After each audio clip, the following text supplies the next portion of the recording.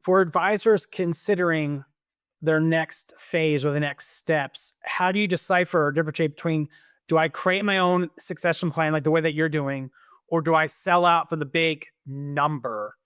Can you kind of walk me through that thought process of how you view that, like, and then pros and cons maybe of both sides of that?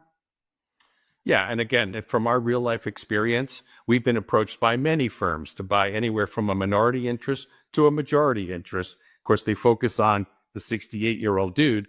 And I'm like, yeah, no, it's not about me, buddy. It's about the next gen because they helped me build this. It's not just me.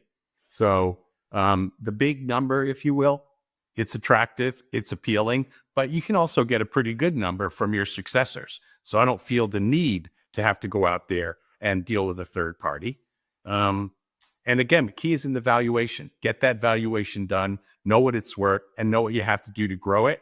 And if your team is on board with that, meaning they know the valuation, they know the objectives and know where to go, that's going to make it a little bit easier.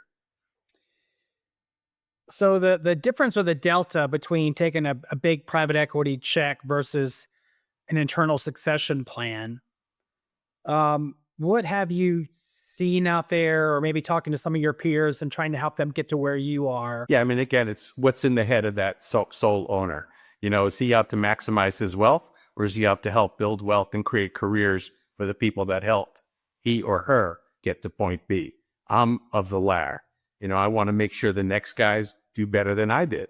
And as a result, they want me to do as good as humanly possible because then they know it's going to be better for them. So if you have the talent and they're good enough talent, you might start by doing a phantom stock plan. You might start by selling them a little piece. And I don't know what their capital structure is like, your next gen candidates, that is. So you may have to sell them a really small piece, or as we did in one case, we actually bumped someone's pay to cover the buying so that it was net zero outlay for that advisor.